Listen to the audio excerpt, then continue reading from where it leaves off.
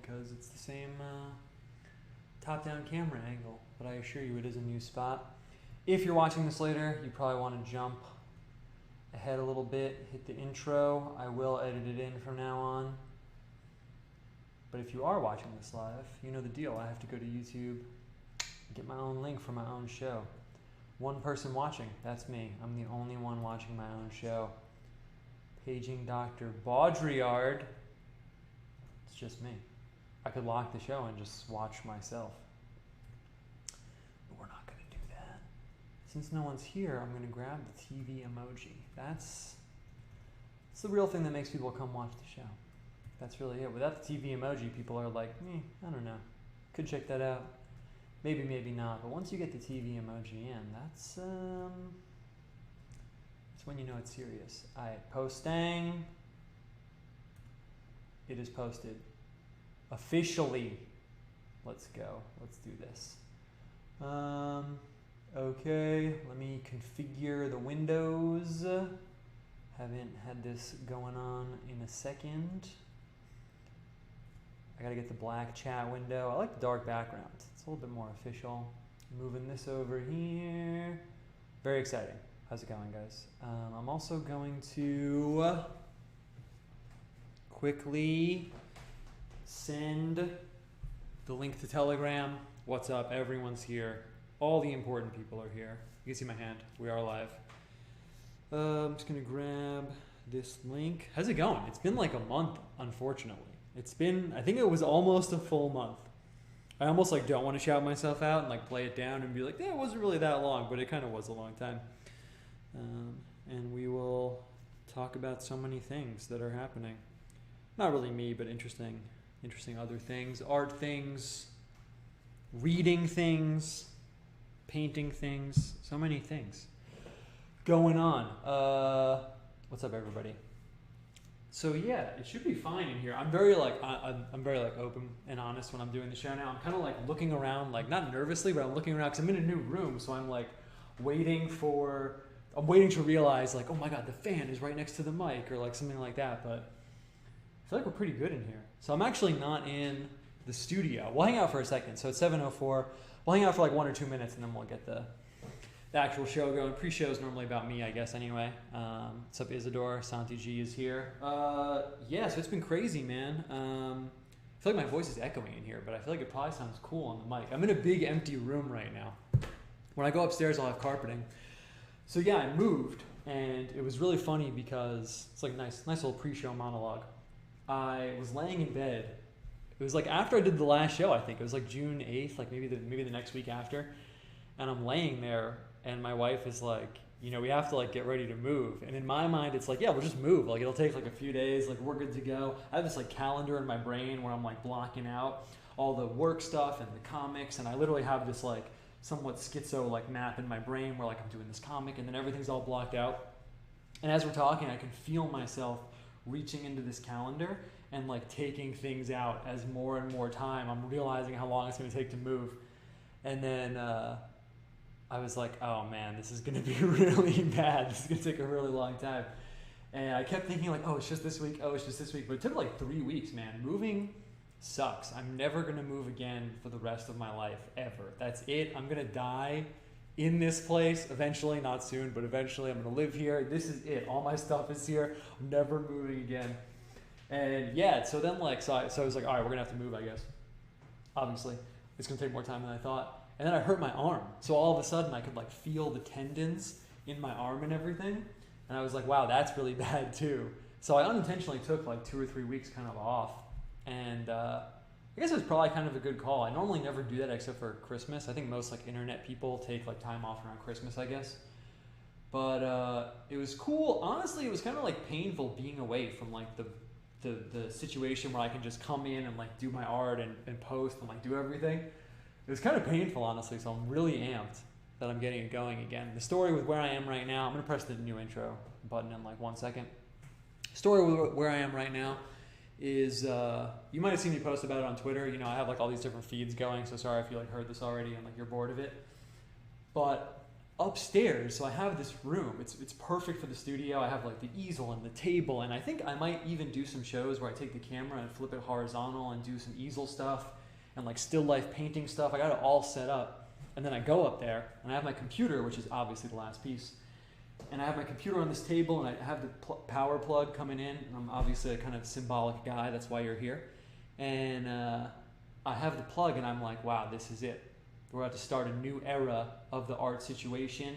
You know, as I was packing up the last studio too, it was kind of interesting because I was like, wow, you know, this really is like a body of work. It's like a chunk of my life that I sat in this desk in this corner. It was like 2 years, 2.5 years maybe. And I feel like I reached like a logical endpoint, not endpoint, but you know, I reached this point. There was a good pausing point with the art. I was like, you know, I had this arc, and the arc landed. I'm ready to start the next arc. So I really felt like I closed this like chapter, and I got here, and so I'm back to the story. I'm holding the plug, and I'm like, this is it. Once I plug this in, there's no going back. This is the new broadcasting center, the new situation. I take the plug, and I get it like literally a centimeter away from the outlet, and I'm like, wait, there's only 2 prongs here. I can't plug this in. It has a 3-pronged outlet. It has a 2-pronged outlet in the wall. So I'm like, oh, it must just be this one. I look around, and the entire upstairs only has 2 prongs. So I got epically blocked from starting the new chapter. And I called all these electricians. They were like, yeah, we can't come for like weeks basically. So I'm downstairs in this room, and that's basically it. That's basically the whole story. Anyway, that's enough about me. You know why we're here. Let's get it going right now.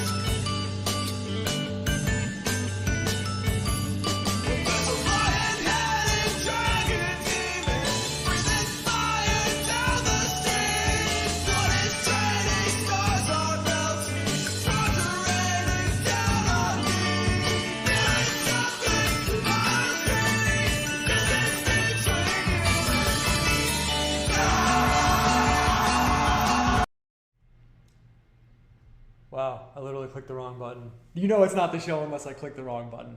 All right, here we are. How's it going, everybody? So normally I am kind of hustling, you know, I feel kind of rushed normally, honestly, when I'm running the show. I kind of do because I think I have a paranoia about, you know, that dead air kind of feeling, and I always want to keep it kind of exciting.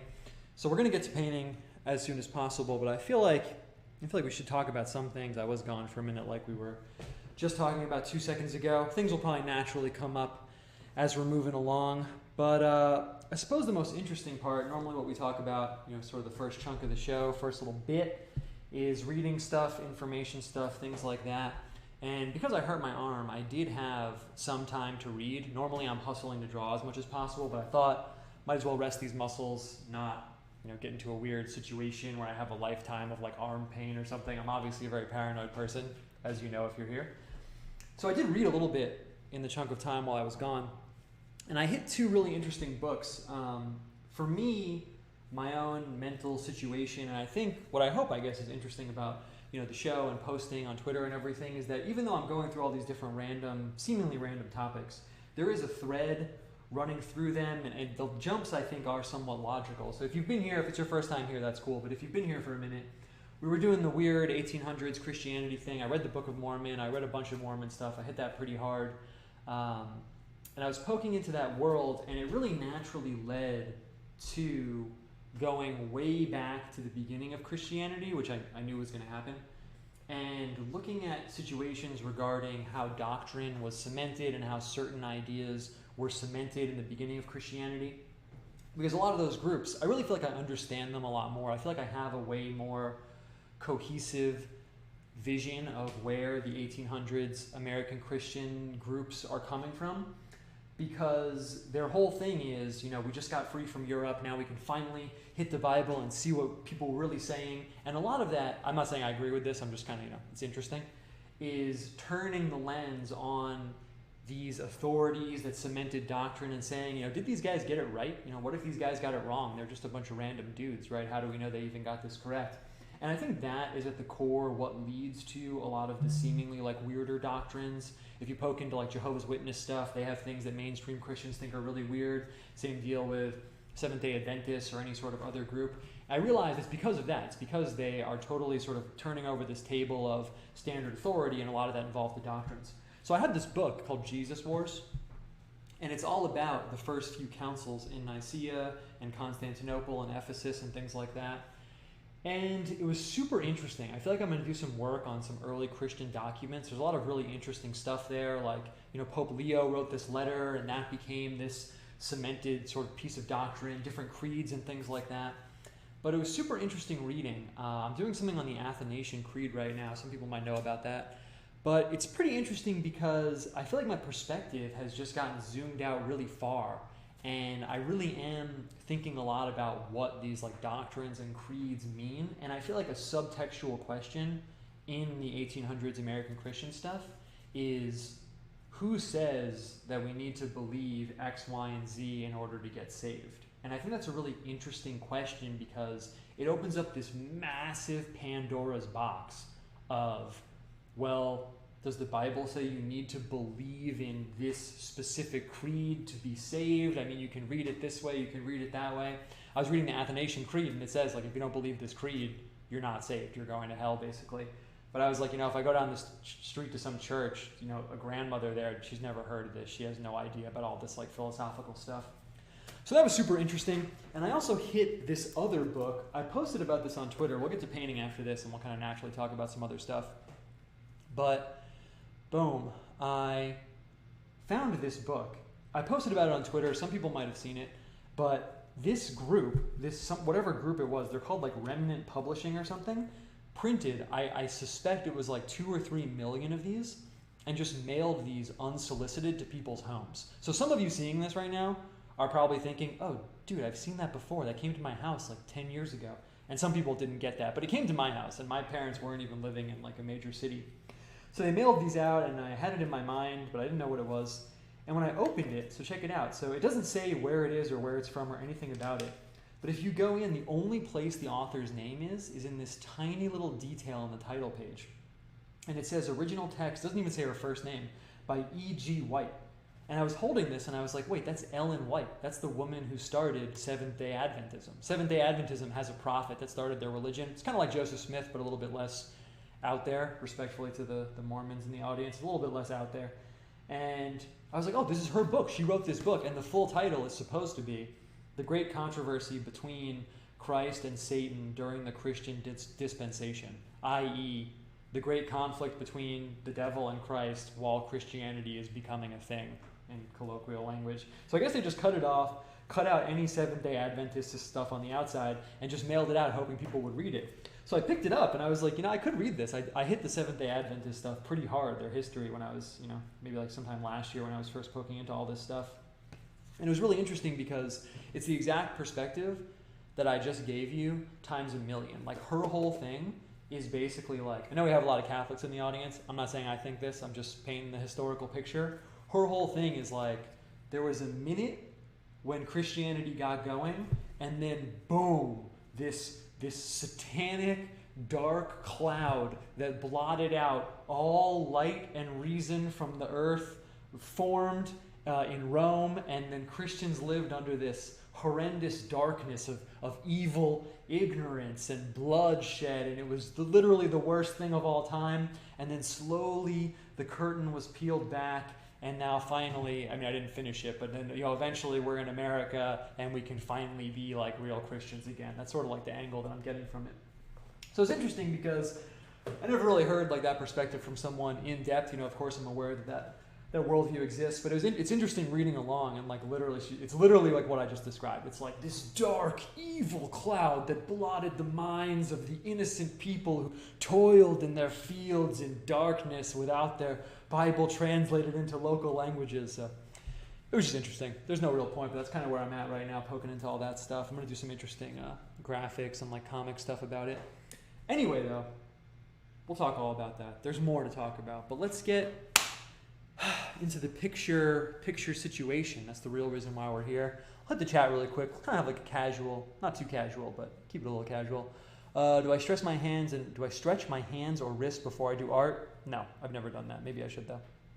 Do you ever drop the link for that radio broadcast? Yeah, I saw someone up there said, finally heard your Oppenheimer or your Opperman interview. It was awesome. Please write a book. Thank you, Just Watching. Yeah, I'm glad you said that. Actually, this is the last thing I'll say before I get the tools ready. But yeah, I did that interview with Ed Opperman. It was really cool. It was really interesting. Oh, we talked about it on the show once before, so I'm not going to go into it. But it was interesting because, yeah, no offense to him. He's a really, really cool guy. Did the interview, super awesome. But I could tell he kind of like couldn't really get a feel for like what my vibe and thing was. So I'm glad you liked it. I left the interview being like, should I have introduced myself better? Like, should I have had a little elevator pitch for like exactly what I do? So did I ever drop the link? No, but I'll drop it on Twitter. Maybe hit me up if I don't, but I will. I didn't get it from him, but it must be online somewhere. Super chat, bruh moment. Thank you, man. I appreciate that. First episode I'm catching live since season 1. Love the new intro. Have you started the John book? Thoughts? No, I haven't. My plan reading-wise is I'm going to sort of wrap up the 1800s views of things, and then I'm going to do a pretty in-depth study of scripture. I feel like that's the angle that I'm going for next in my studio upstairs. So I have these bookshelves. I think I have like 5 bookshelves. They're not full. I thought I could fill up 5 bookshelves, but I can't. But I organized all the books, and I have Bibles, and then underneath that on the shelf I have books about the Bible. So I feel like that's the next thing I'm going to do, because it kind of, again, naturally leads into it. Once I see all the doctrinal stuff, then the natural question is, well, you know, what does the Bible say about this? So that's where I'm going next. But no, I haven't read it yet. But it is like the immediate next thing on the clock ticker. I've been missing this so much. Thanks, dude. Jordy River. Do I have any thoughts on annihilationism? I think the Seventh-day Adventists believe in it. Yeah, we'll talk about that. My baby girl was born just over a week ago. You're in for a treat. That's awesome, dude. That's awesome. That's really cool. Yeah, the room that I'm in right now is going to be like the baby's room, I guess, which is interesting. My wife is very like cute things, putting cute things around.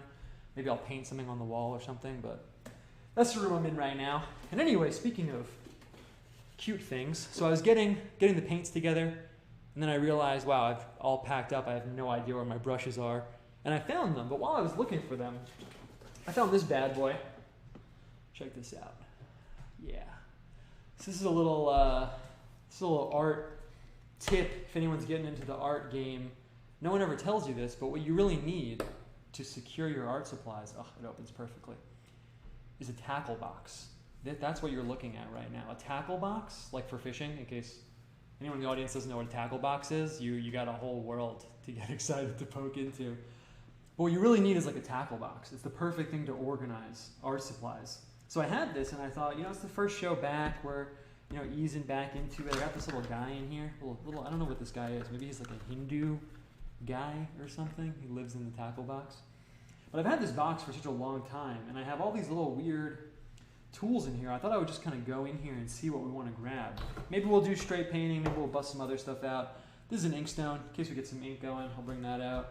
I have some like etching tools and stuff in here. This is kind of cool. These are all for etching, so we're not going to do any. That's like a printmaking method. There are these crayons in here. That's kind of weird. So I'm going to grab this over here. And let's see what else. We got the brushes. Perfect. We'll get these out.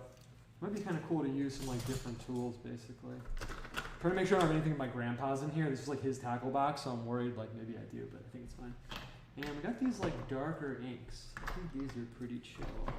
So I'm gonna grab these and bring these out. Perfect.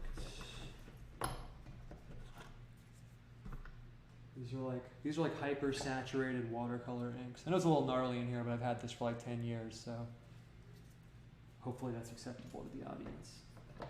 Got dark red in here. Maybe that's it. Maybe we'll just use like the darker inks. I'll get some of these markers out too. Why not? this down. This is actually like an alcohol that you can use for like blending stuff. I think I'll bring this out too. And in the bottom, what do I have down here in the bottom? Should I even open this right now? It'll probably be like super loud. Let's see. I think in the bottom what I have in here, I'm just making sure there's nothing like crazy. Alright, cool. Is nice. This is a staple gun. Down here, all of this stuff, this is actually for like making your own paints. So these tubes are pigments. And then in here I have like this glue and binder and all that stuff. So technically we could like make some paint on the show, printmaking stuff. I think we're good. I'm gonna close this. I'm gonna close this bad boy up. I'm actually just gonna move it. Cool. Nice. So now we have a little situation going on. And in terms of imagery, honestly, I kind of thought we would just wing it. Normally, we don't. Normally, I do have like a plan and that kind of thing going on, but I thought it would be cool to just see what happens. It's been a while since I've painted, so it doesn't mean that I haven't like warmed up or anything, but it means it's a little bit more interesting to just kind of dive in and see what happens, like I said.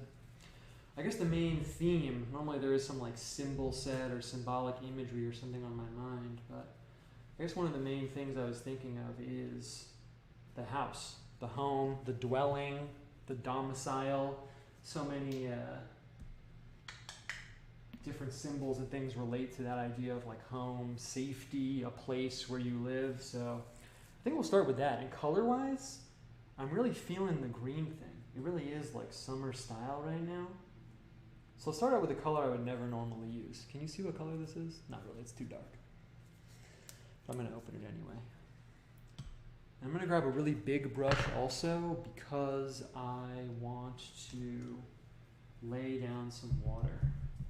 So I think what we're gonna do is lay down kind of like horizon. I've been thinking a lot about the lawn and like different like suburban symbols. I don't live in the suburbs right now, but it is kind of small towny, which is nice. And I've really been thinking about like streets and houses and all that stuff. You know, wherever you are kind of affects your art making situation, obviously. So let's just go for it. What I'm going to do right now is I'm just going to wet this. I'm going to put it low enough so that we can work underneath it. But I do want it to be like kind of a hard line. There's a little bit of yellow in here, but it's okay. We'll bring this down and make this like super wet, and then I might just pour it, the green ink, like right out of the tube. Perfect. Probably be adjusting the light a little bit because I have not worked in here before, and I have this window, which is an advantage, but it changes the camera up. All right, let's get it going. So I'm just going to squeeze this ink out.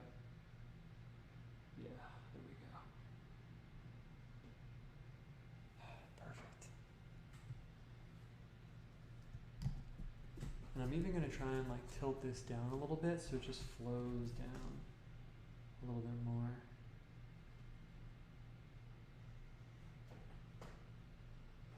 Okay, perfect. And maybe we'll come in with just kind of like a fade into like lawn colors or something. That might be kind of cool. We'll use some different colors that I don't normally use. Permanent green light. Let's see what the deal is with this. And just want to keep up. Perfect. Perfect. And is this brush too small? Maybe. So we'll see as we go. We got a bigger brush over here.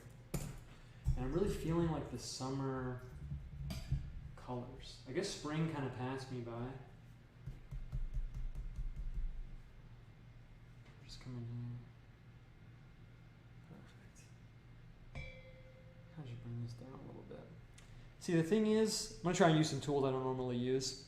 If you watch the show a lot, I never use these kind of like chemical-y greens because they look so like this. They really give you this like almost like acidy, intense color.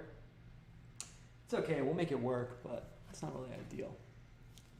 I think the way that we're going to make it work is to balance it out with a different green pigment. So I'm going to come in here with this Viridian. It's kind of like a cool green. Kind of hope it'll like marry these two things together. This might be one of those paintings where the base layer is a little bit crazy, and then we like build on top of it or end up like erasing a good amount of it or something, but we'll kind of just see how it goes. Perfect. Just gonna come in here with this darker green. It's not even really dark enough. It's not even really dark enough. Perfect. And someone asked in the chat, you don't need to get into it if it's a touchy subject. I saw you got into a Twitter thing with shoe on head. That's really funny, dude. Yeah, normally I don't respond to like large people on Twitter. I always forget, like Twitter's such an interesting medium because sometimes you like quote tweet someone and then they actually respond and you're like, oh yeah, I forgot that was a possibility. Oh fuck, no.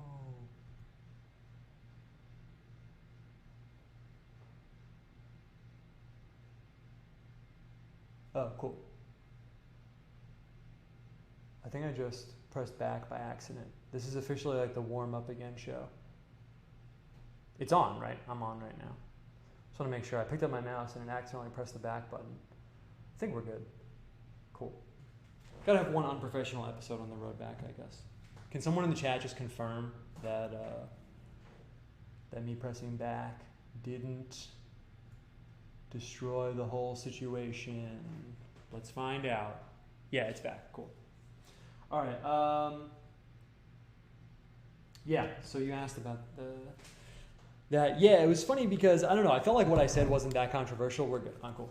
So like part of what I'm really interested in is like internet culture and everything, obviously. And yeah, I deleted the tweets because you guys are on Twitter, you know the deal. But like if someone really popular interacts with you, then like sometimes you get like a flood of like a lot of people trying to defend them, and like in the most non-judgmental way, that phenomenon for well-known women is often like kind of extreme. So I just wanted to avoid that, not because of them, just because of the people like rushing in to like defend them crazy hard. So I kind of wanted to avoid that. So I deleted the tweets. But all I said was, it wasn't even really about her, but I was saying I think it's interesting. I wonder if people feel the same way. I feel like it's not that controversial. But there are all these like accounts. Normally they're female accounts. And it's interesting because sometimes when I'm reading their tweets, I'm like, I feel like I'm on like old Twitter, like 2015, 2016. It's kind of like the same jokes, the same vibes, like the same talking points and stuff. Or like even 4chan-y, like 4chan vibe. And it's just interesting because, I don't know, I feel like it's an interesting manifestation of the internet, the way like things bleed up from like the very controversial like anonymous accounts into more semi-mainstream accounts and things like that. I feel like that's pretty standard like internet stuff, but so I said that and she got really mad. Or maybe she didn't get mad. I don't want to like pathologize it, but she responded and then I just deleted it. I was like, I don't want like hundreds of people like coming to my account being like, oh my God.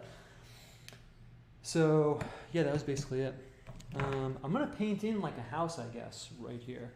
And maybe we'll get some interesting like symbolism or something like inside the house. So I'm gonna throw down this tan color. I think this is a pretty good house color. I'm gonna move some of this paint around. That was basically it, but it's interesting. I feel like the internet vibe has like changed a little bit for me because I feel like the whole setup with Twitter and posting used to be, at least for me personally, like dunking on people and like, a reporter says something really stupid and then you're kind of like, here's why you're wrong. But now it's like, I feel like if you even interact with a blue check, you just get banned, right? I mean, doesn't everyone else feel that way? If you even like poke into blue check world, I feel like you get insta banned. I mean, the last time I responded to a blue check, my account got locked like almost instantly.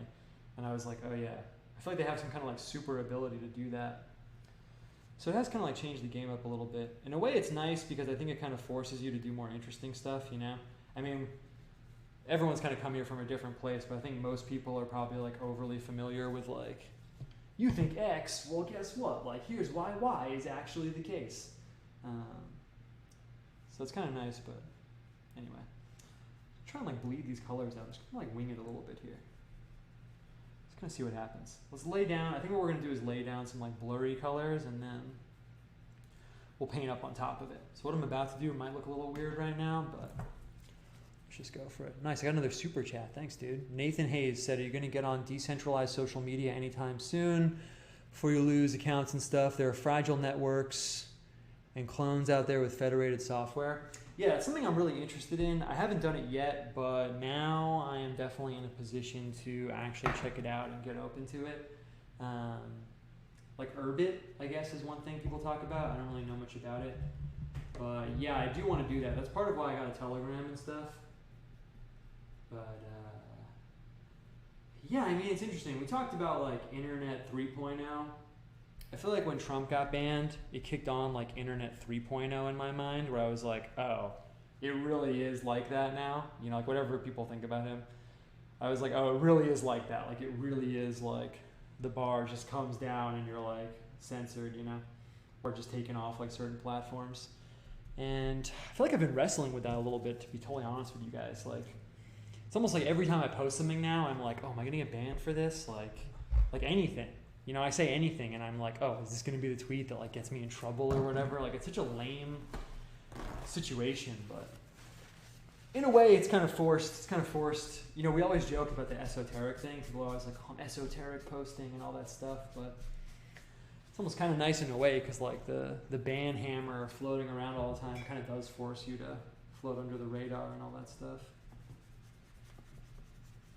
So I'm just going to throw this color down. So what I'm imagining right now is, while I'm talking with you guys, I'm going to throw down these colors, and then we'll kind of just see what we want to keep from it or use it as a base, and then we'll kind of just take it from there. Sometimes I am very like careful the whole time, and I want to make sure it frankly like looks really good the whole time, but it's a little bit more interesting if we just kind of plow forward and see what happens. I'm really not sure what's going to happen with these greens. I'm even going to put a little up here. I'm going to put a little bit of the green up here. Sometimes with the yellow greens, you get this kind of like sickly color, you know? And it actually kind of fits the suburbs, houses all crowded around each other feeling a little bit. I see my neighbors like spraying their lawns with chemicals and stuff. And I'm like, yeah, really? You're going to hit it with the Roundup? You know that causes, like... I'm like, can I talk to them about that? Can I mention it? So anyway, we'll go with the yellow sky here. And I feel like I want to darken this up a little bit. Actually, you know what I'm going to do? I'm going to bring this blue up here a little bit. But yeah, I'm definitely open to the Urbit stuff and other social media platforms. I mean, we'll see how it goes. I wonder what the future of all that's going to be. I mean, I really am like super interested in like internet ethnography stuff, obviously, like study of internet, and like I really wonder what the future is going to be, because like how much longer can it really be that they just like delete semi-popular people and then they just go away? Maybe that's me coping, and that's just like how it's going to be forever now. But we'll see. Let's see. I'm gonna pick up some of this stuff. Part of me feels like what I want to do here, just like come in with the black eventually. I really don't like this color I put in the middle. That's probably kind of a mistake, but it's not a big deal. But I might even hit that with the black right now. Let's just do it. And I'm just going to drop it on the page. Perfect. And we'll come in with this right here. We'll kind of just bring out this black, see what happens. Sometimes it's nice to get the black like contrasting with the other colors. Oh, dude. Look at this. Just the flow is so tight. Let's get this kind of blackness going on. It's so black.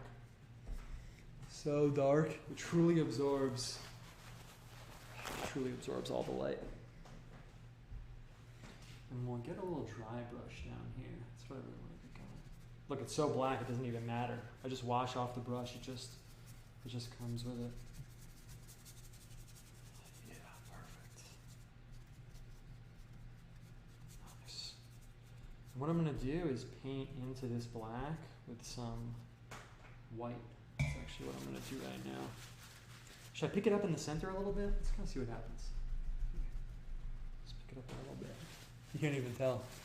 You can't even tell that I picked it up. Let's see what else has been going on. Oh yeah, someone asked about the annihilationism stuff. Yeah, it's pretty interesting. I feel like I turned over a really weird stone because... So I've been going hard on the Mormon stuff, poked into the Seventh-day Adventist stuff. Jehovah's Witness stuff is kind of on my radar too. And I had this weird moment where I was reading the Ellen White book, the one I mentioned. And I was reading along and I thought, she says something like, this idea of hell is like it's not real. It's not actually a real thing. And I had this weird moment where I was like, hey, you know, what's the deal with that? Like, Mormons and Jehovah's Witnesses and Seventh-day Adventists, who all ostensibly have nothing to do with each other, all say that hell isn't real. Like, what's the deal with that? I had this weird, like, detective moment. I was like, oh my God, have I uncovered some secret? What's the deal? So that's something I want to look into. I think it's honestly just a text thing. A lot of the weird, I mean, I guess if you're Orthodox, you can call it heretical. If you're like a mainstream Christian, you would call it like a heresy. I'm going to come in with this white here. I feel like maybe we need some contrast. I want to see if I can get this white line coming through the black. Almost. I'm going to see how much I can paint into the black right now, and then we'll let it dry. We'll probably end up coming in with like totally different colors all around the outside, so it doesn't really matter.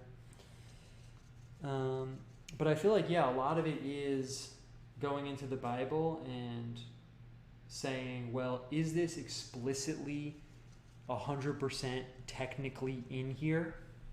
And even if it is, you can kind of always read a text any way you want for the most part. That's the other interesting aspect of all this, is I'm kind of realizing that no matter what, it's pretty difficult to convince someone that a text says something if they think that it doesn't, whether they're right or wrong, or whether you're right or wrong. At a certain point, you can both be reading the same exact text and say, well, it doesn't really say that. I listened to a few debates about, you mentioned annihilationism. Some people might not know.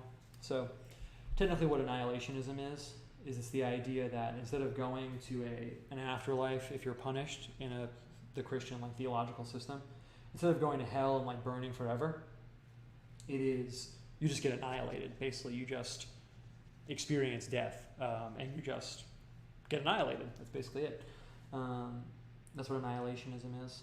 And I've listened to a few debates, and it's interesting because it pretty much always gets to this point where one person is saying, well, I'm looking at the text right here, and it says, you know, I don't know exactly what the point is, but it's like, you know, it says everlasting X, Y, Z right here, and the other person can always appeal to, you know, but technically it says, you know, if you look at it in this context.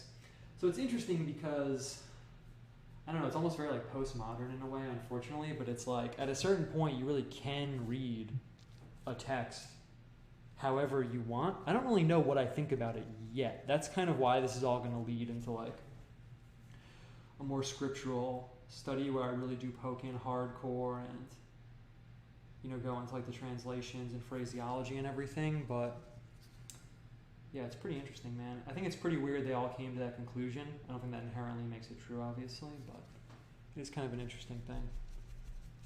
Okay, let's come in with another color on top of this. Let's get this a little bit more, get this a little bit going, a little bit harder right now.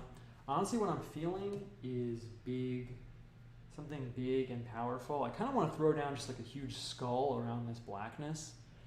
A little bit stereotypical for what I do, but I mean, it's like the first time back. Maybe we just gotta like kick it on a little bit, so I think that's what's gonna happen right now. I'm gonna move these brushes too, so there's some room over here. And let's see, annihilation is, I was gonna talk about something else too. Picked up a lot of really weird, interesting things. The main thing that's like kind of like valuable about it, I guess, some people, you know, probably would ask me like, you know, why would you bother like looking at all this stuff? But I feel like it kind of illuminates certain things that you wouldn't normally think of otherwise unless you are encountering someone who thinks about it totally differently. Like something really interesting that I hit was, like 99% sure about this, I didn't like prep a monologue for the show or anything. But in Genesis, while they're still in the Garden of Eden, hold on, cliffhanger. So honestly what I'm thinking right now is I really just want to come in with the red skull outline and then just kind of see what happens. I feel like we have these greens and blues in the back, so maybe we could get something cool going with the red skull. Maybe we can come in with like leaves and some kind of like plant pattern around the outside, and then we'll decide what's going on in the middle. I don't think we'll keep this. It's not like crazy exciting. It's kind of, it is kind of cool, but we're just kind of like letting the painting build up. Since part of the show is about like the meta creative aspect of working, sometimes paintings do happen that way. They sort of organically develop like a Polaroid over time, so I don't really know what's going to happen either, but let's just go for it. I'm hoping this goes down opaque, i.e. not see-through. That didn't work. Maybe we can just make it work though. Where's the cadmium scarlet? Might even add a little white to just get it really opaque. Let's see. I'm gonna come in here. Let's see. I'm just gonna go for it. Oh. Perfect. Let's get the red over here. I thought the red and black would give us like a nice, powerful look. Perfect. We'll come in here. We're just gonna come down. Boom. Pick up some more red. We'll come in with like the fat teeth. Yes. Perfect. It's a little unclear right now, but it's kind of why I use the Polaroid metaphor. We'll clear it up as we go. Clear it up as we go along. Where's the red? Perfect. Oh yeah, so one thing that I hit that was interesting was in the Garden of Eden, I'm pretty sure, it says, God says, be fruitful and multiply, but it's before the fall. He says that before the fall, which is super interesting because then they were supposed to like be fruitful and multiply before the fall happened, and doesn't that raise some interesting questions of like, so like having sex, I guess, in the garden? Maybe that's not that weird. Maybe it's just weird to me because of my like preconceptions that I'm bringing to it. But if they weren't, then what? They were having kind of like spiritual children or something, like mind melding, like amoeba status. Like what am I like actually like directly imagining here? So that's pretty interesting. I want to hit that one a little bit. I posted about it online, but all this doctrine stuff also made me hit and wonder about what you bind in heaven, what you bind on earth will be bound in heaven, what you loose on earth will be loosed in heaven. Because unless they're talking about doctrine, it's kind of difficult to, or like some sort of official church organization, it's kind of difficult to imagine what that is. I was trying to imagine it from the Protestant perspective. You know, if I didn't believe in like an official church with official hierarchy and the ability to have like councils and make these doctrines and stuff, then what like could that refer to? Like marriages? But then they don't think that either. They don't think that marriages are eternal, right? They think that it's like more terrestrial than that, right? So, I don't know. As usual, just got a lot of interesting questions going on. Okay, let's clear this up a little bit. Moving the light a little bit. Thank you for sticking with me with the first episode in the new spot. Okay, so I want to start just getting some contrast going and getting some contrast going, basically. So let's throw on the black. Let's work with the black a little bit more. I'll throw this down over here. Oh, perfect. What else has been going on? I also went to the chiropractor for the first time, which is not just a personal story, but it relates to all of this because chiropractic also has roots in this like weird 1800s world, which I thought was super interesting. It was almost like Christian Science-y, like how it was invented. This doctor said that this other doctor he knew who was dead, like some doctor who'd been dead for like 50 years or something, explained the art of chiropractic to him. And I was like, how has no one told me this before? How was I not aware of this?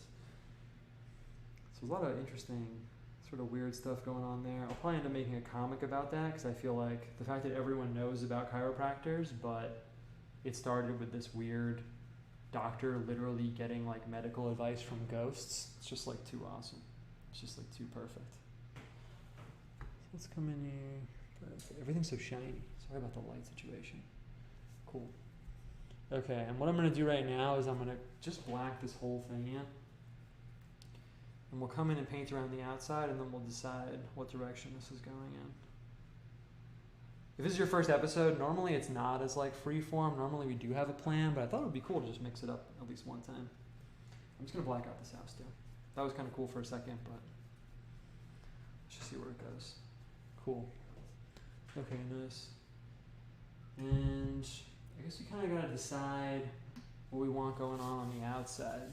I don't want it to be too like death and darky. So I think what we're going to do, I think we kind of like focused in on how this is going to happen. I like giving people a window into the organic process. We got the greens and like summer style outside. Then we'll have like the darkness, and then I want to have something nice in the center. So it'll be like light, positivity, boom, darkness, and then that shell of like positivity in the middle. That sort of fits where I've been at mentally a little bit also, because I've been looking into all this like pregnancy and natal stuff and babies and things like that. And it's really interesting like dovetailing that with all the theological stuff, because I use the term like fallen world a lot, and I think about all the fallen world stuff. And I was watching this baby being born. I've been watching a lot of videos like that. I mentioned it on Twitter. I was watching one in particular. I was looking at this baby and I was like, it's so interesting. Like, some of the 1800s guys say that the fall was like supposed to happen, and that it's good that we're here and we're supposed to be here to like learn certain things, And I was looking at this baby and I was just like, man, it's so interesting. Like, I can feel it both ways. Like, are you in this like fallen world? Are you being born into this fallen world, and ultimately it's this, not like a terrible thing, but it's like this unfortunate thing? Or I can also see it the other way. I can look right through the other lens and say, oh man, this is like a beautiful, like perfect kid being born who has like nothing wrong with them, and it's like supposed to be this way. Maybe they're like supposed to be here or something. It's just really interesting, like being able to feel it like both ways so hard. I just feel like this is like muddy. I want to like clear this up a little bit. Let me see if it's the camera really quick. Sorry, we're going officially like it's the first episode back. I'm working with the lights. What if I click on auto exposure?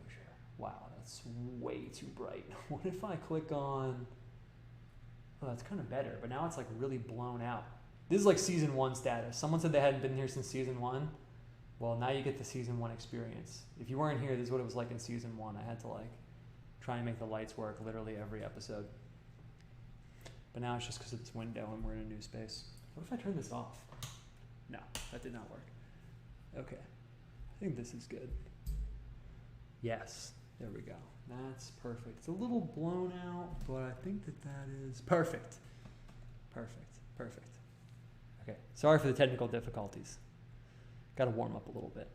Okay, come with this white over here. Cool. So yeah, like I was saying, it's just super interesting because I feel like I can feel it both ways, and then it's not so cut and dry, even in a traditional view, like, oh, it's bad, it's good. I don't know, I just having a lot of like thoughts on my mind, kind of like rambling now, I guess, but it's just like all these things kind of like coming together in this like weird way. Perfect. Come in here, get this kind of like blue on the outside. Cool.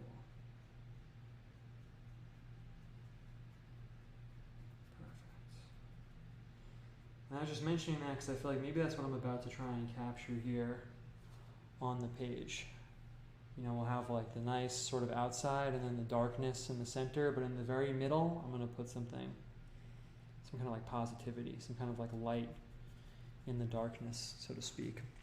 Somewhat literally, but also metaphorically. Let's get some interesting texture going on. I'm just going to like brush this out a little bit, like just bring out the color. Cool. And it looks a little rough right now, but I think this will be really solid. Kind of trying to get a little bit of texture going. Normally we just work in like the one layer realm of more like watercolory style, but let's see what we can get going here. I'm going to break back out that color we used before. If anyone wants to ask me anything, you can in the comments. Otherwise, I'm just going to kind of keep riffing about all the stuff I had on my mind. My wife was like, what are you going to talk about in the show? And I was like, oh my God, I have so much in my brain. I'm just going to frankly just go for it. Someone in the chat asked, what's the difference between Seventh-day Adventists and Jehovah's Witnesses? They're different. They're just like two different groups, basically, like two different crews almost. Really like this dark blue that I have going on out here. What's interesting about the Seventh-day Adventists, I don't think we talked about this a while ago when I was like going the hardest on them. Okay, cool. Now we're getting to kind of like an interesting painting space here. Is their whole thing was like any organized church like is Babylon. It's like, I mean, I don't want to like oversimplify and like make it sound stupid, but I'm also just like going off the cuff here. But part of their whole thing was that any organized church is like inherently bad because That's not how it's supposed to be. We're supposed to just be these like Bible believing Christians. Wow, this blue is really like doing it right now. This is really going to be the answer right here. Perfect. So they were really on that page, and then it's interesting because there's a point in their history where they're like too big and they have to name their church, and they literally had like their own meeting. They had their own sort of like council basically, and they were split, and half of them were like, we can't name our church, we can't do this because then we're going to be just like all the other churches. And the other half were like, yeah, but we kind of have to because people need to know like who we are. Like we have to name the church. And it's really interesting because I almost felt like it was a microcosm for, at the time I felt like it was like a microcosm of like part of what happens when you try and detether yourself from the concept of tradition totally in like a historical Christian movement. Because just imagine like you're literally having an argument with other people in your church about whether or not you can like have a name even for the church. And then like, what if you don't? You're just going to have a sign outside that says, we're just a church. I guess actually some churches do that. You see churches all the time that are like Church of Christ. That's a real movement actually. But you see churches all the time that are like, it's just a church. At least around here you do. Okay, I'm really feeling the colors and situation that we got going on right now. I'm going to block this out. Pick up some of this yellow. Perfect. And then I want to come back through and throw down some more popping out colors on top. We're going to go like full painterly mode right here. I'm going to take the white. Someone said Substack. Yeah, I don't know. Is there a point to Substack if you don't charge people though? I don't know. Anyway, the other thing I was looking into, so I took a few roads while I was away from you guys. The other road I went down, which is honestly not really related, but it's related to the show, is art forgery. That's such a cool thing that I used to be really into that I never really talk about, but like fake art and like tricking museums and museums thinking fake stuff is real and all that. I used to be really, really, really into that. And I don't want to say I like stopped caring, but I did like stop thinking about it for a while. I posted about it on Twitter a little bit. But it kind of dovetails with like distrusting institutions, questioning authority. It's like a weird, interesting, safe, frankly, manifestation of questioning authority. But I went back into that a little bit, and that was super interesting. There's a bunch of cool documentaries that are all about people forging art, and I watched them, and every time I finished one, the doc ends, and I'm just sitting there, and I'm thinking, wow, I really feel like I could forge art after watching that. I don't know if they're supposed to make you feel that way. But if people don't know, there's like a ton of fake art that circles around in different places. The main estimate that I've heard a bunch of different times from a bunch of different places, whether it's people that own galleries or people that run museums and things like that, whenever they talk about it, in terms of going to a place like an auction house and selling art, or museums assessing art and things like that. So it doesn't mean on the walls, it means like just floating around, getting vetted. Vetted is a perfect word for it. Things that are floating around in the sphere, like waiting to be vetted, it's like a perfect way to think about it. You often hear the number of half. You often hear half of the stuff is illegitimate, basically. And I think that's a pretty like mind-blowing stat. This guy, Thomas Hoving, that used to run the Metropolitan Museum of Art, said about half the art that he evaluated for the museum was fake. It's totally insane.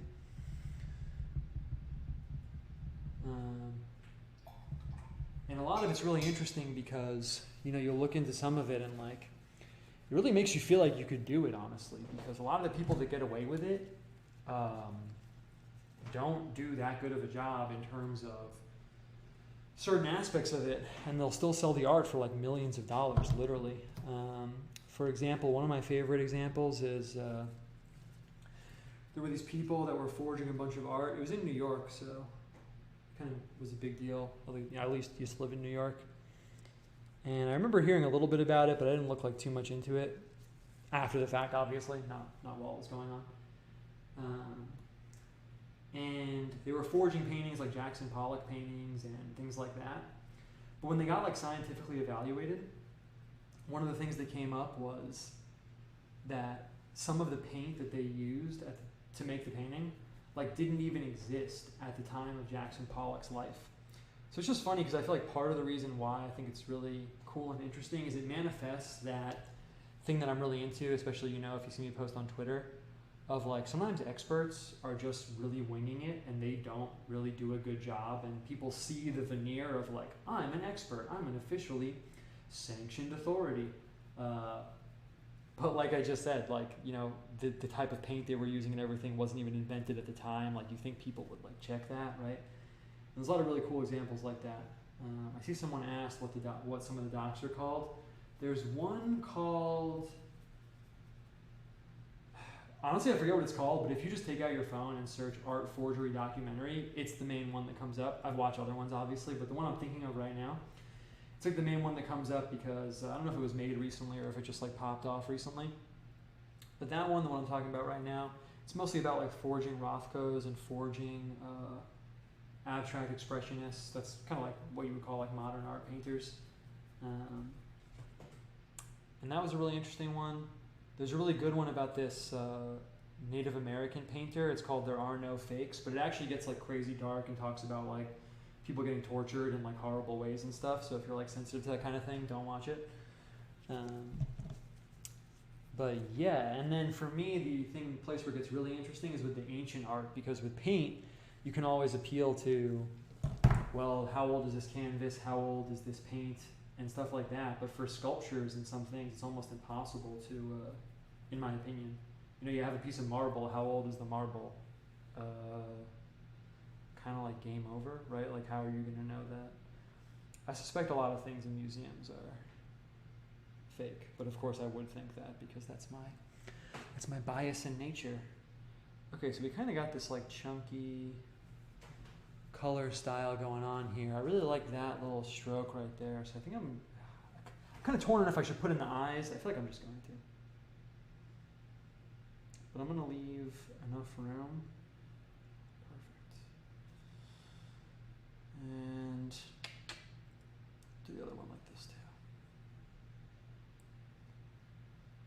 I hope it's cool that we're going kind of like free form. I think it's sometimes interesting to just wing it. Initially when I started doing the show, I wanted it to just be about creativity itself, and I thought we'd probably end up making a bunch of bad paintings along the way, but we haven't yet, actually. I shouldn't jinx it, I shouldn't say that. If you want me to see and respond to what you're saying in the chat, just put my name, Owen Cyclops, so I know you guys aren't talking to each other. I mean, it's cool if you talk to each other, obviously I encourage it, but if you don't put my name, I'm not going to know. And if you said something before you want me to see, you can just send it again and put my name in it. Okay. Otherwise, let's see. Not that we're gonna wrap it up, but let's see where we want to like start driving the plane to right now. It's looking pretty cool, honestly. We've come a long way, but I'm trying to decide what the move is for the center. I felt like the line with the house thing was kind of lame, to be honest with you. I felt like it wasn't really that cool. I think we could do a little bit better than that. I'm thinking colors. I feel like I should tone these down because right now the eyes are the area of highest contrast, and whatever we put in the middle, that's actually going to be the area of highest contrast. So I'm just going to tone these eyes down a little bit so they're not as bright. I'm even going to break out some of the darker red. Spectrum red. No, this is alizarin crimson. That's what we want.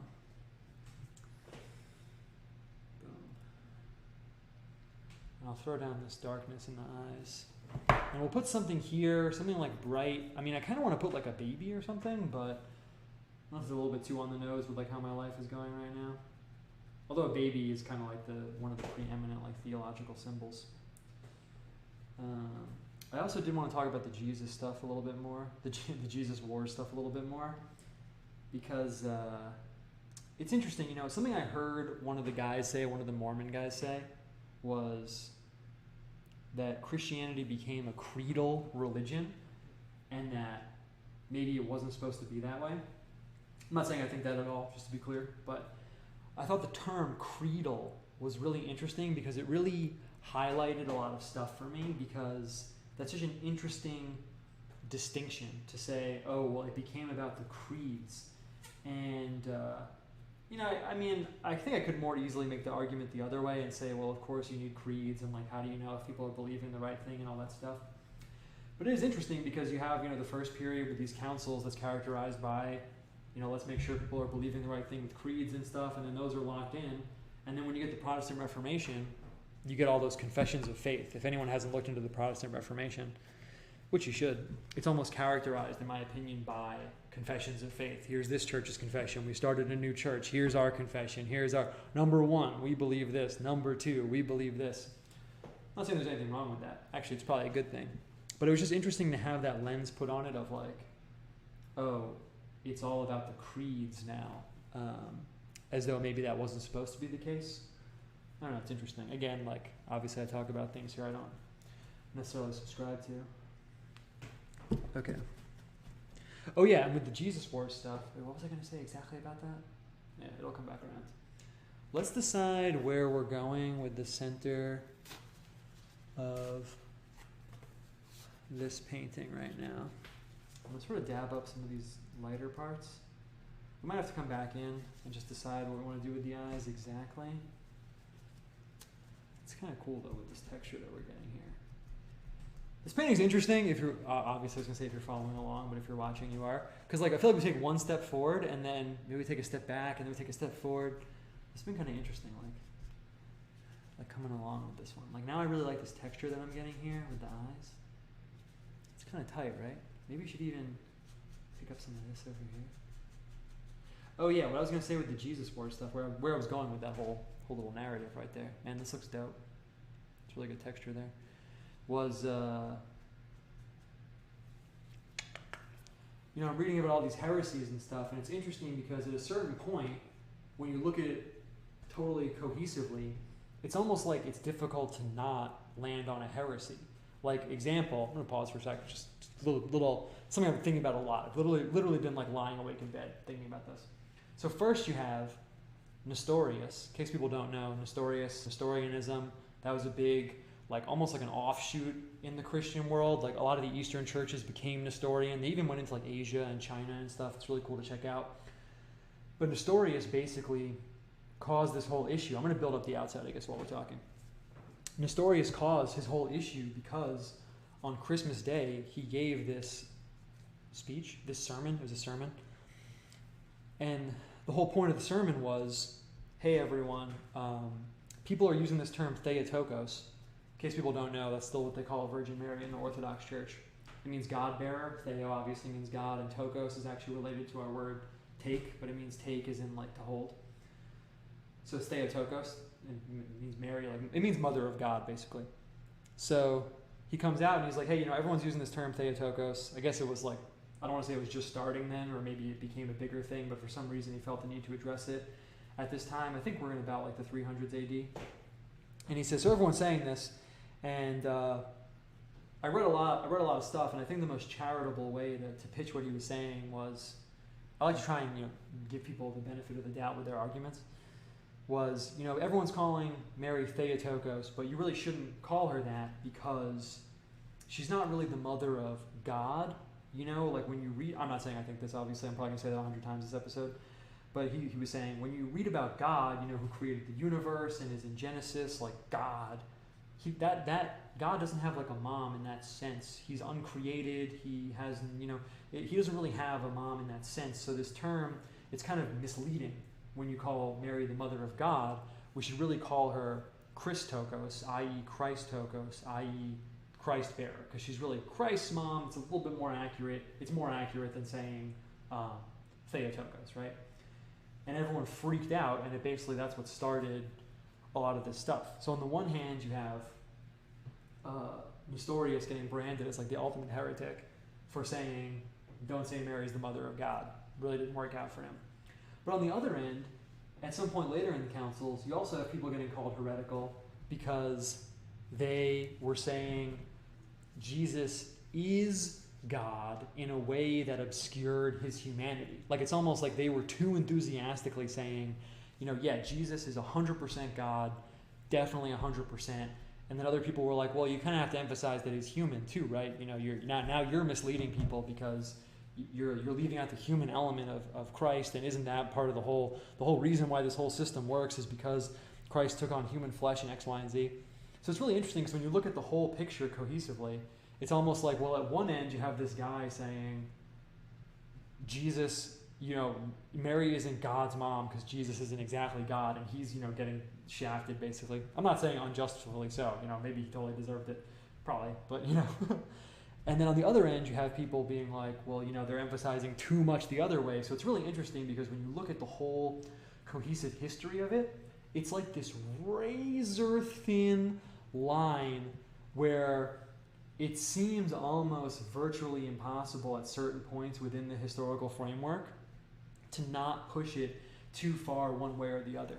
And that really explained to me a lot of the creeds and stuff. When you're reading something like, the Athanasian Creed, it's literally like, it's two, it's not one, it's two, it's not three, it's two, it's not two in one, it's not two in three, it's just two together, not separate, not being separate, but separate in unity, it's two, and it's so like trying to cut this razor thin wire. It's really interesting to go into. It's like I said, I want to do some like illustrations and images of it because it really suits the image thing, because you're reading about it and it's trying to cut these very complex concepts in this like super razor fine ways. Anyway, I thought it was interesting. That's what kicked off the whole Nestorian thing, in case people don't know. Okay, we've built up the outside as much as we can. We have to lock it in. I see a few people ask me stuff. I'll poke into it. But we gotta lock in what we're doing in the middle, and I really kind of want to put like some kind of like fetal baby situation or something. I mean, that's like really what's been on my mind. So why fight it? We came this far.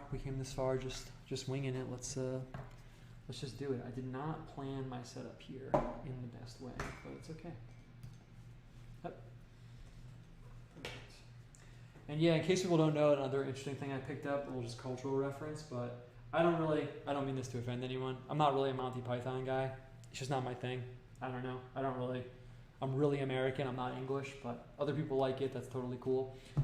But if you know the holy hand grenade thing in Monty Python, apparently when they wrote that, that's like a joke they got inspired to write after reading the Athanasian Creed. Apparently it's explicitly like poking fun at the Athanasian Creed, and that's why, if you know what I'm talking about, it's written in that way. It's written, you will hold the grenade for 3 seconds, not 2, not 4, not 1, 5 being far too many. The grenade will be held for 3 seconds. That is 3 not being 4. It was written like, apparently they got inspired to make fun of the way the Athanasian Creed was written. So I thought that was really interesting. Cultural tie-in. Perfect. Okay, so we got this pink over here. And honestly, I know it's a little bit crazy, but the pink is just such a womb-like color. Should we go for it? Oh, it's going to change. I feel like we should go for it. Let's just go for it. We're just going to go for it right now. Oh, wow.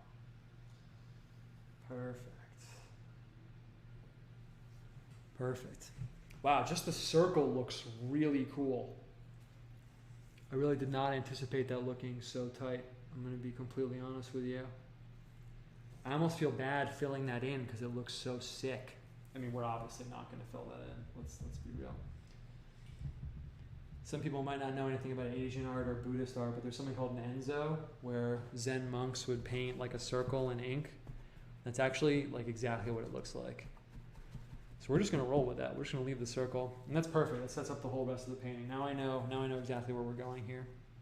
I'm going to paint in a little baby in here, and then we're going to get like a plant coming in here, and then we'll get some plants and stuff on the outside, and that's the story. That's the official story of the painting. That's going to be the deal. What do you think of people who claim to have stigmata, like Padre Pio? Santi G asked that in the chat. It's really interesting, man. I can see the stigmata thing both ways. I mean, I don't really, my whole studies thing, it's kind of an exercise in like trying not to be arrogant and like full of myself. So I really don't frankly, I don't really like when people come out so hard and they're like, oh my God, this saint, like, he was really dumb. I mean, it's warranted. Some people know more than me, but I'm not one of those people. So I think it's really interesting. I find the stigmata thing interesting because it really fits into everything I was talking about before, because it's like a development over time, isn't it? Like, stigmata isn't really a thing in the very beginning of Christianity. I don't think that makes it invalid, though. I mean, I think part of the question that's posed by the whole 1800s question is like, with all the stuff I've been talking about and all the stuff I'm looking into, is sort of the question of, was this in the early church? But then that implies a more meta question of, well, so what though? Is the implication that it had to be in the early church or what? So I don't know, I think it's really interesting. I heard some Orthodox guys talking about the stigmata thing and their whole angle on it. I'm going to come in and make this like a little bit more clear, although I actually do like it. But I'm going to outline him to make it like a little bit more clear. It's a baby from this distance. Might even come in a tiny bit with the camera. Yeah, perfect. Perfect. So in case people don't know, some of the Orthodox critique of the stigmata, maybe Seraphim Rose says this, I'm not sure, but I've heard it from some of the other guys, is that basically saints and miracle stuff is supposed to be healing, and that it's kind of weird that you would get these miracles of like non-healing, and like what's the deal with that? Obviously they, you know, if you're really, really hardcore Orthodox, you're not going to think that Catholic mystics in like the 1400s, when was Padre Pio? I'm not sure, are legit. But I don't really take it that far. I think it's interesting. I don't know. I found this huge book on St. Francis. I know it's a different guy, obviously, but it feels kind of relevant. I found this huge book on St. Francis, and I didn't get it. It was literally like 900 pages, and it was one of 4 volumes. That was all writings about St. Francis and St. Francis's writings and things like that. I don't know, man. It's really interesting. I'm kind of coming around to this view of like, there must be some form of providence in Christian history. I don't know really where it's leading, but I feel like no matter what, I don't want to say side, but no matter what angle I came down on, I mean, it's pretty difficult. I mean, even if you're someone like, I mentioned that book before, literally describing like, the papacy as like Satan, like taking over the earth. I think even if you were to come down on some side like that, which I don't obviously, but what about all the people living under it? I mean, they're not like involved with all that stuff. They have no idea. I mean, they know, but you know what I mean? So I feel like, I don't know, with the mystics and how they're all different from each other, I don't know, man. It's really interesting. It's my very like non-committal answer. Not really sure what to think about it. The stigmata thing is interesting, and it developed in like a historical time and place, which also makes it even more interesting. But as for what to think about it, I'm not really sure. I also don't really know what the precedence for it is. I have to go into like a lot of the early Christian mystics and see like what their vibe was and if they had weird stuff like that. Because some of it is like continuous, like Saint Anthony in the desert in Egypt, he saw like all these demons and all this weird stuff. So I don't really know. Any thoughts on animism? Is it incommensurate with Christianity to ascribe some livingness to something like a waterfall? I know in Psalms it says, "Let the earth rejoice," which gives me that sort of vibe. What? Padre Pio died in the 60s? Oh, wow. I was thinking of someone else then, I guess. Who am I thinking of that got stigmata in like the 1400s? Yeah, you're right. Obviously, I knew that. I'm talking like off the cuff here. I guess I knew that Padre Pio was super recent. Maybe I'm just thinking of St. Francis then. But I dated an Italian girl when I was younger, so yes, I did know that Padre Pio was recent. But it developed at a certain time, right? Stigmata developed at like a certain time and place, right? Let's see. We'll see. I pull out my phone, but I'm running a painting show right now. Okay, I'm going to get a little bit more of the black. This is looking sick right now. I need this to dry. Let's see where we're at. What time is it? It's 8:15. We got like 15 minutes left. I want to wrap this little guy up in the middle.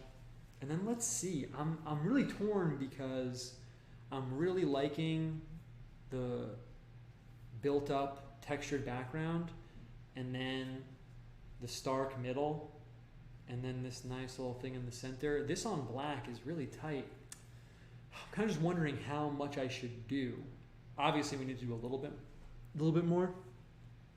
But like maybe something up here. It's like reaching up maybe to something up there.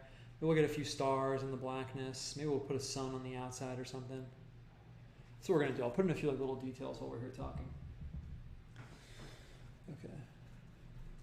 Yeah, you're right. There is video of Padre Pio, and I've seen it. So I guess I just kind of got on the wrong track there, but it's okay.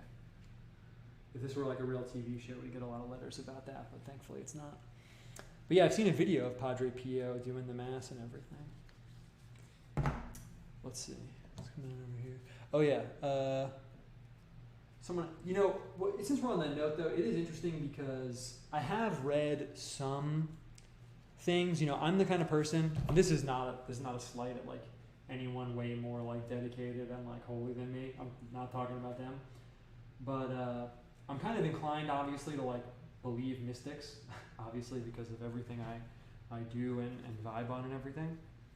It's interesting because I don't think we ever talked about this, but a while ago, the Catholic bishops, I suppose, of America, just the general like Catholic bishops, issued an official ruling on something called Our Lady of America, and I'm really into the Virgin Mary vision stuff. I mean, duh, like, hi, have we met? And I heard about it. I'm not going to lie, I heard about the Our Lady of America thing when they did this ruling on it, so I'm not going to pretend I had, like, some devotion to it. But I heard about it, and I was like, oh, Our Lady of America? I was like, that's awesome. Let's go. Let's do this, man. I'm ready. I'm so down. And then they released this ruling, and their ruling was kind of weird. It was basically like, this is suitable for private devotion, and I forget the exact language they said. Maybe we did talk about this one other time, but they said just don't make a cult out of it. This is not suitable for public worship, basically. And I thought that was really interesting. And when you read the fine print in what they were saying, they said her imagination was involved in these visions, but we're not saying they're fake. They were like, we're not saying this is like, just to paraphrase, what I got from what they were saying, they were like, we're not saying this is like garbage, throw it in the trash, but we are saying this is not suitable for public veneration. And I thought that was interesting, so I actually went in and I found the writings from a woman who had these like Our Lady of America visions. In case people don't know, there's a lot of Virgin Mary visions, and they often kind of correspond to different places, I guess, put it that way. Like there's Our Lady of Knock, that's a place in Ireland. There's even one in like Africa. I don't think that one's approved yet, but there is one in like, I think it's like Our Lady of Rwanda or something, literally. There's a few other cool ones. My mind's blanking right now. Our Lady of Knock is a good example. So I was like, yeah, America, let's do it. Like, I'm so down. So I actually found the documents because I was like, I want to see what this says. Like, I want to see, why they made this ruling. I'm really curious. And I read her accounts of them, and it was pretty interesting because they were very like, I don't know. I don't want to say I full on didn't believe it.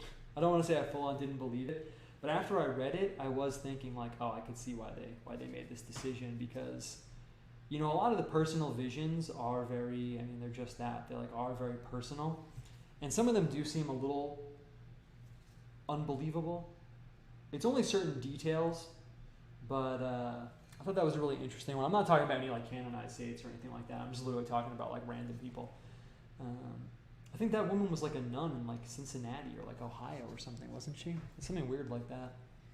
You should check it out. It's a really interesting, weird little piece of American esoterica to check out. I'm not saying that she lied. I'm certainly not saying anything like that. But it was definitely interesting to go into. I'm pretty sure she had visions of Joseph and maybe even Jesus, personally, and she's literally writing it yeah, I was eating lunch and I saw, this saint floating around, and I was like, oh, that's crazy, and I kept eating my lunch, and then I, stuff like that. I'm not trying to make it sound ridiculous, but that's kind of how I remember it. Anyway. Let's see. Someone asked about animism and if it's compatible with Christianity. I don't know. I kind of feel like inanimate stuff having souls and things like that doesn't really jive. Maybe you could make it work. I do kind of feel like dogs have souls, which is Thomas Aquinas would get really pissed at me for that, but it's not going to change, buddy. Sorry. Okay. So let's see. We got this lighter color up here. This is looking pretty solid. I want to leave it the fade, but I feel like I have to come in with the full lighter color.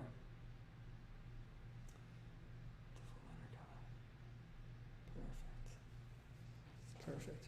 It's also an interesting thing, not to shoehorn it into literally every aspect of everything, but it keeps coming up and being relevant. That's an interesting thing in the Mormon stuff too, because part of their whole thing is this like continual revelation.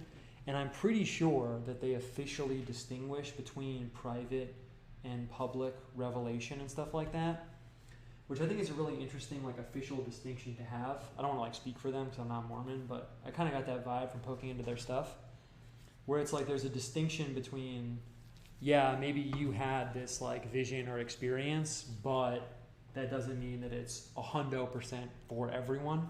I thought that was really interesting because it's not really an intuitive divide. It feels like if someone's like, hey, an angel came to me and told me this, that you're like, all right, let's get this on the record. Let's see what's going on here. Okay, I like this texture that we got here around the outside of the little baby figure. I'm really liking how this looks, actually. I'm really torn because I'm liking the black. Here's where we're at right now. We have like 5-8 minutes left.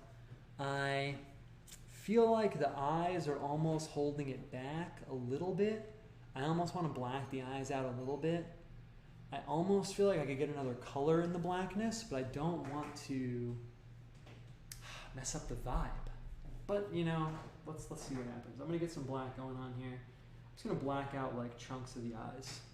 I'm just going to do it. I'm just going to come in here and just kind of, I just feel like it's too much. It looks good, but it's too much. And often in a painting, it often ends up being the things that you really feel like are the best that end up holding the painting back.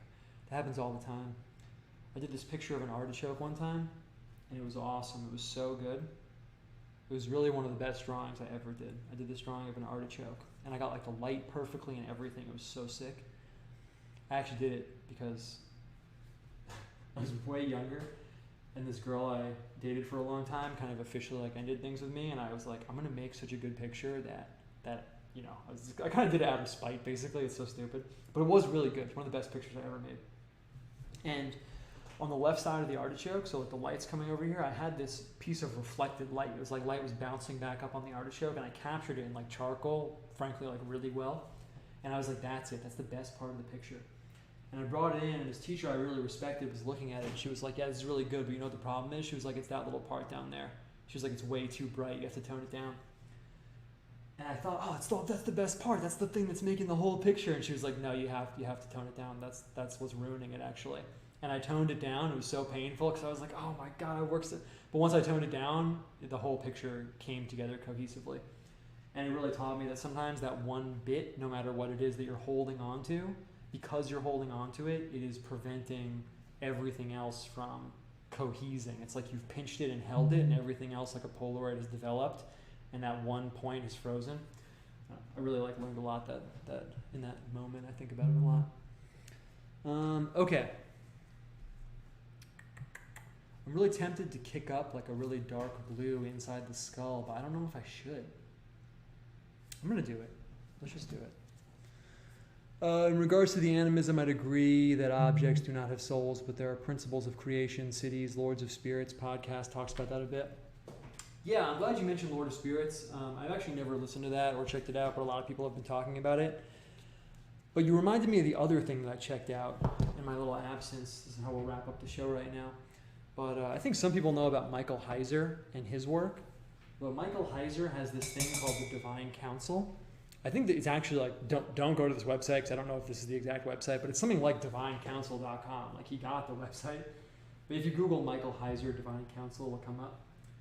But his whole thing is he wrote this book called, is it called Supernatural? He wrote a whole book that's about like the quote unquote like supernatural worldview of the Bible. Let's see, I don't know what this dark blue is going to do or if it's even worth putting in. I'm going to grab a little white. I'm just going to do this while we're talking right now. And he wrote this whole thing about how basically if you go into the original language of the Bible, and he's like a scholar that speaks like a bunch of languages and stuff. It seems legit. I'm just saying that because sometimes, it sets off alarm bells if people are like, this guy wrote a book about the supernatural aspects of the Bible. It seems very like Pentecostal-y or something. But that's not what this is.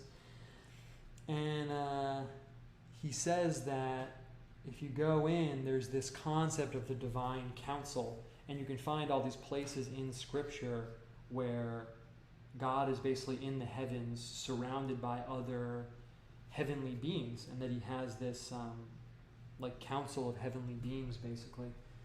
And I looked into it and it was pretty interesting. I don't really know what to think about it. He talks about all these other works and people, and it seems really legit, but it's interesting. I'm letting the blue dry so I don't, the paint, if the paint is dark, it dries lighter than it is, so I'm kind of just letting it dry. Just make sure we don't make any terrible mistakes here. But it's pretty interesting. You reminded me of it when you mentioned the Lord of Spirits thing, because it's something else I want to look into, because, part of, again, I know it's kind of a circular episode. Part of the thing with the 1800s guys is them poking into the Bible and being like, oh my God, no one ever realized that this part is translated incorrectly. And the Heiser stuff is interesting because it seems like a lot of legit scholars are into it and that it's actually real. I think he talks about Psalm 82 a lot. There's some psalm where apparently he if you read it, you can just see that God is in heaven talking to these other beings and stuff. And I thought that was really interesting. I looked into it a little bit, but I didn't fully... I'm just going to bring out some of the darkness around the outside with this dry brush. This is a really cool painting. We did a really good job here. We're about to wrap it up, though. Nice. I don't want to do this too much, but it does look pretty cool. Yeah, it's perfect. That's exactly what we need right now. Perfect. This is a cool episode. I hope you feel that way.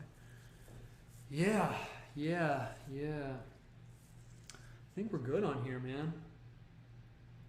I'm just looking at it. I'm looking at the screen. I'm seeing the same thing you are. That's interesting. I think we're good. I think we might just call it right now. I kind of really like the baby. It's developing in this darkness. And the blue is drying. It's coming up a little bit, but not too much. I think that really is what we needed. Because the black was just a little too stark. I might even just... Okay. Let's see. I'm going to move the stuff from the outside. Let's do it. That's going to be kind of annoying because I really just threw a bunch of stuff everywhere. But let's move this stuff over here. Perfect. I'm going to move these guys. Make sure I don't spill anything on the floor. As I was moving out of the last studio, I had this moment where I thought, wow, I really made it all the way to the end without spilling anything on the floor. I really did it. I got all the way there, and I didn't ruin the floor in the old studio. Yeah, let's see. Move that. Just move this over a little bit in order to reconfigure everything. Just so we can see what it actually looks like, without everything else around it. Just going to fold this over.